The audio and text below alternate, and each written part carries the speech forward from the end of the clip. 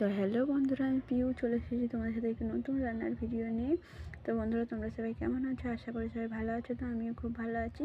তো বন্ধুরা দেখো, আজকে রুই মাছ আর আলু পেঁপে নিয়ে চলে এসেছি, আর এদিকে কাঁকড়া নিয়ে চলে এসেছি। তো বন্ধুরা, আজকে আলু পেঁপে দিয়ে আর রুই মাছ দিয়ে একটা পাতলা ঝোল করবো, আর এদিকে কাঁকড়াটা ভেজে ভর্তা করবো। তো বন্ধুরা, আমি রান্না করার জন্য সমস্ত মশলা আগে থেকে রেডি করে নিয়েছি। তো বন্ধুরা, এখানে উনানটা জ্বালিয়ে কড়াইটা বসিয়ে মাছগুলো ভেজে তুলে নিয়েছি, আর এদিকে গরম তেলে পেঁয়াজ দিয়ে দিয়েছি। তো পেঁয়াজটা ভালো করে একটু ভেজে নিয়ে ওর উপরে আলু আর পেঁপেটা দিয়ে আরেকবার দিয়ে দেবো। তো দিয়ে ভালো করে ভেজে নেব নেড়ে চেড়ে।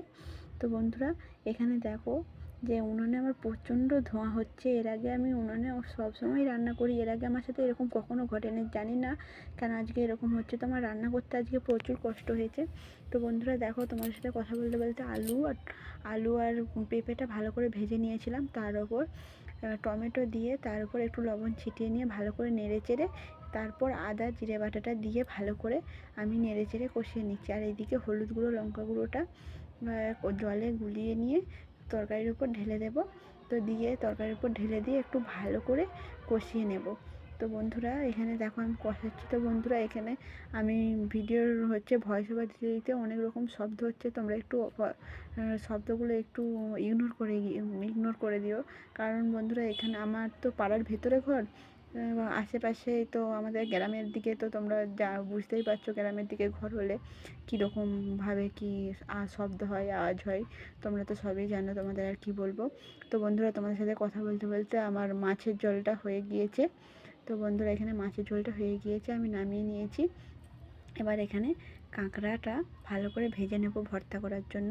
তো বন্ধুরা, এই যে কড়াইতে তেল দিয়ে কাঁকড়াগুলো দিয়ে দিয়েছি ভাজতে। তো বন্ধুরা, তোমরা তো অনেক রকমভাবে মাছের ঝোল রান্না করে খাও।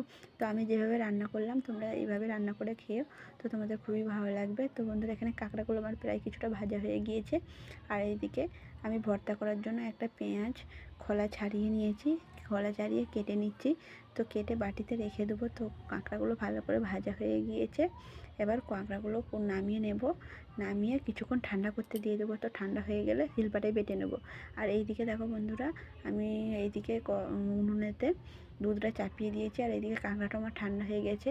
এদিকে পেঁয়াজটা আর কাঁকড়াটা আমি শিলপাটায় ভালো করে বেটে নিচ্ছি। তো বেটে নিয়েছি বন্ধুরা, বেটে নামিয়ে নিয়েছি। আর এদিকে শুকনো লঙ্কা দিয়ে আমি ভালো করে মেখে নেব। তো বন্ধুরা, আজকের ভিডিও এই পর্যন্তই। তোমাদের কেমন লাগলো অবশ্যই কমেন্ট করে জানাবে। তো দেখা হচ্ছে নেক্সট ভিডিওতে।